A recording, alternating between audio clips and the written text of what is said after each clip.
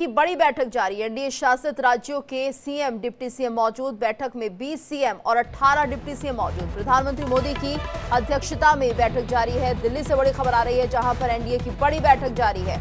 NDA शासित राज्यों के सीएम, डिप्टी सीएम इस बैठक में मौजूद हैं। बैठक में 20 सीएम और 18 डिप्टी सीएम मौजूद हैं। प्रधानमंत्री मोदी की अध्यक्षता में ये बैठक चल रही है। कई मुद्दों को लेकर चर्चा की जा सकती है।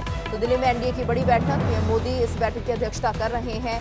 कई मुद्दों को लेकर चर्चा की जा सकती है। सुशासन व्यवस्था को बढ़ावा देना मुद्दा हो सकता है। सरकार की उपलब्धियों पर चर्चा की जा सकती है। भविष्य की योजनाओं पर रणनीति बनाई जा सकती है। तो एनडीए शासित राज्यों के सीएम, डिप्टी सीएम इस बैठक का हिस्सा। 20 सीएम और 18 डिप्टी सीएम मौजूद हैं। प्रधानमंत्री मोदी की अध्यक्षता में बैठक चल रही है। जातीय जनगणना को लेकर चर्चा की जा सकती है। तो सुशासन व्यवस्था को किस तरह से बढ़ावा देना है, सरकार की उपलब्धियों पर भी चर्चा की जाएगी। कितना काम राज्यों में होना बाकी है, कितना होगा। इसके साथ साथ भविष्य की योजनाओं पर भी रणनीति तैयार की जा सकती है। वहीं आतंकवाद पर भी एकजुटता दिखाई देगी। जातीय जनगणना के फैसले की सराहना होगी और आगे किस तरह से इस काम को करना है, इसको लेकर भी चर्चा की जा सकती है। तो ये मुद्दे हैं जिन पर आज इस बैठक में चर्चा होना संभव है। एनडीए शासित राज्यों के सीएम, डिप्टी सीएम इस बैठक का हिस्सा है और भविष्य की योजनाओं पर रणनीति बनाई जा रही है। तो अभी भी बैठक जारी है। दिल्ली में एनडीए की बड़ी बैठक जारी है। आज इस बैठक में 20 सीएम और 18 डिप्टी सीएम शामिल हैं और कई मुद्दों को लेकर इसमें चर्चा की जा रही है। तस्वीरें आ रही हैं, आप देख सकते हैं किस तरह से यहाँ पर सभी सीएम और डिप्टी सीएम मौजूद हैं। तो दिल्ली में एनडीए की बैठक है और ये अभी जारी है। सभी मुद्दों को लेकर चर्चा की जा रही है। तस्वीरें आ गई हैं किस तरह से यहाँ पर जो डिप्टी सीएम और सीएम मौजूद हैं और सभी यहाँ पर प्रधानमंत्री मोदी का अभिवादन भी करते हुए दिखाई दे रहे हैं। तो कई मुद्दों को लेकर चर्चा होनी है। एनडीए की बैठक जारी है और तमाम तरह के सुझाव लिए जा सकते हैं। आगे की रणनीति बनाई जा सकती है। क्या रणनीति रहेगी प्रदेश को आगे बढ़ाने के लिए, इन तमाम मुद्दों को लेकर चर्चा की जा सकती है।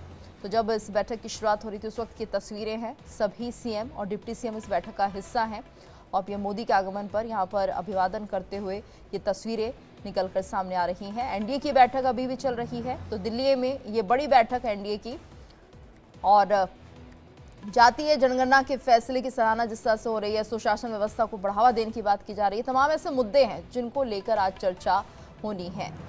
तो एनडीए की ये बड़ी बैठक और दिल्ली में इस बैठक का आयोजन हो रहा है। प्रधानमंत्री मोदी की अध्यक्षता में ये बैठक हो रही है और कई बड़े मुद्दों को लेकर आज चर्चा संभव है। और ज्यादा जानकारी के लिए बात करेंगे संवाददाता आयुषी से। आयुषी, बैठक शुरू हो चुकी है, क्या जानकारी?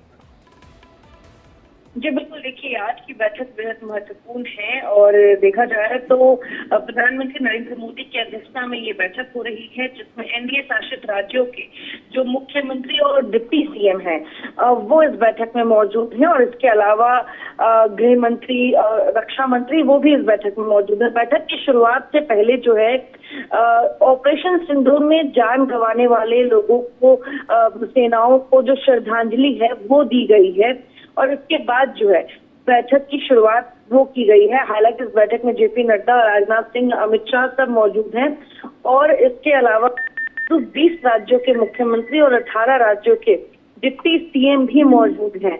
और इसी दौरान प्रधानमंत्री की मन की बात का 122वां एपिसोड जो था वो सभी मुख्यमंत्रियों और डिप्टी सीएम और केंद्रीय मंत्रियों ने साथ बैठकर जो है वो मन की बात की 122वां जो एपिसोड है वो उन्होंने सुना है। साथ में जो वीडियोस आ रही थी, जो वहां से विजुअल्स आ रहे थे, वो साफ दर्शाता है कि प्रधानमंत्री की आज की जो मन की बात रही, इस मन की बात में कई तरह के जो भारत के अलग अलग कोनों में भारत किस तरह से विकास कर रहा है, उसके क्या उदाहरण है वो रखे गए और तमाम मुख्यमंत्री और नेता वहां बैठकर उन चीजों को सुनकर और गौरवान्वित महसूस कर रहे थे।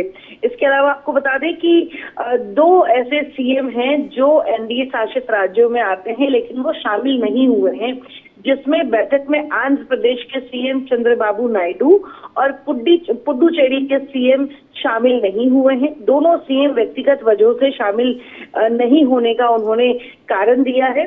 और इसके अलावा आपको मैं बता दूं कि जब बैठक की शुरुआत होनी थी, तो जब नेताओं के आने का सिलसिला शुरू हुआ, जहां ये बैठक चल रही है, तो जो तस्वीरें आई वो ऐसी थी कि दिल्ली की मुख्यमंत्री रेखा गुप्ता जो थी वो खुद बतौर होस्ट जो थी वो सबका स्वागत कर रही थी, चाहे वो प्रधानमंत्री हो, जेपी नड्डा हो, चाहे वो डिप्टी सीएम पवन कल्याण हो।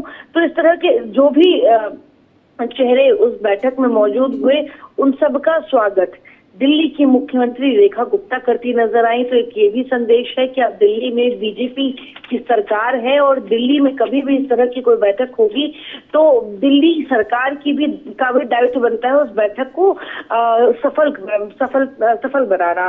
तो एक ये भी मैसेज हुआ। और देखिए किन किन मुद्दों पे जो ये पूरी चर्चा होनी है उस पर अगर बात कर ले तो बैठक में ऑपरेशन सिंदूर और जातीय जनगणना के फैसले को लेकर जो है 2 प्रस्ताव पारित किए जाएंगे और ये प्रस्ताव एनडीए की ओर से रखे जाएंगे।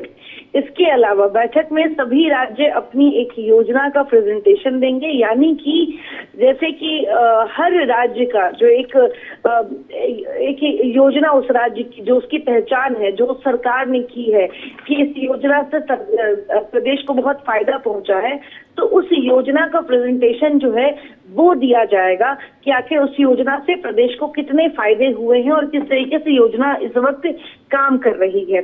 तो उस प्रेजेंटेशन को प्रधानमंत्री के सामने दिखाया जाएगा। इसके अलावा बैठक में राष्ट्रीय सुरक्षा, सुशासन और बिहार विधानसभा चुनाव, देखिए बेहद महत्वपूर्ण है। ये तीनों जो मुद्दे हैं ये बेहद महत्वपूर्ण है। इसमें बिहार विधानसभा चुनाव को लेकर जो है रणनीति की जाएगी। इसके अलावा ऑपरेशन सिंदूर और जातीय जनगणना जैसे मुद्दों पर प्रस्ताव पारित कर एनडीए अपनी एकता और देखिए नीतिगत दिशा जो है उसको मजबूत करेगी। साफ तौर पे देखा जा सकता है जातीय जनगणना एक ऐसा मुद्दा जो भारत पाकिस्तान की परिस्थितियों के बीच, ऑपरेशन सिंदूर के बीच ये फैसला सरकार ने लिया, जिसके बाद एक चर्चा जो थी इस पर शुरू हो गई, क्योंकि विपक्ष का ये मुद्दा रहा है और इस मुद्दे को केंद्र ने स्वीकारा भी है और खत्म भी किया है कि आज जातीय जनगणना होगी।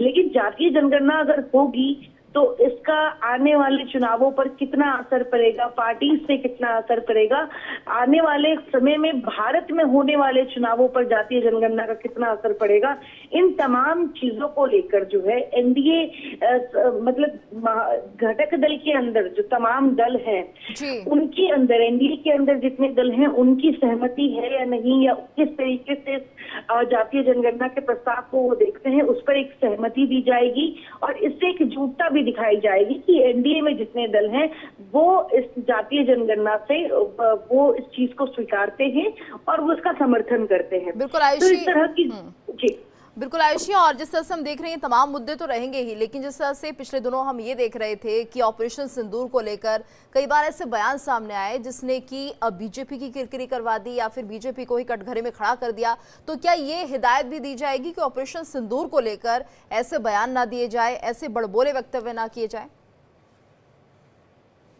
जी आपकी आवाज जी चलिए एक बार फिर से आपका रुख करेंगे आयुषी। तो दिल्ली में एनडीए का ये महामंथन शुरू हो गया है और यहाँ पर पीएम मोदी समेत कई सीएम मौजूद हैं।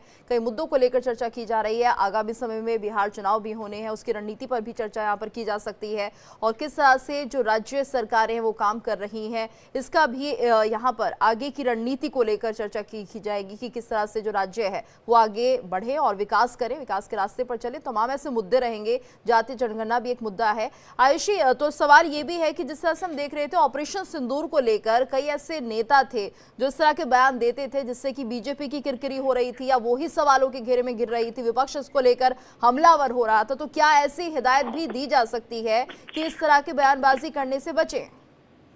बिल्कुल दी जा सकती है। ऑपरेशन सिंदूर आज के समय में जिस तरीके से इसको लेकर मैसेजिंग जो है वो लगातार केंद्र सरकार की तरफ से दी जा रही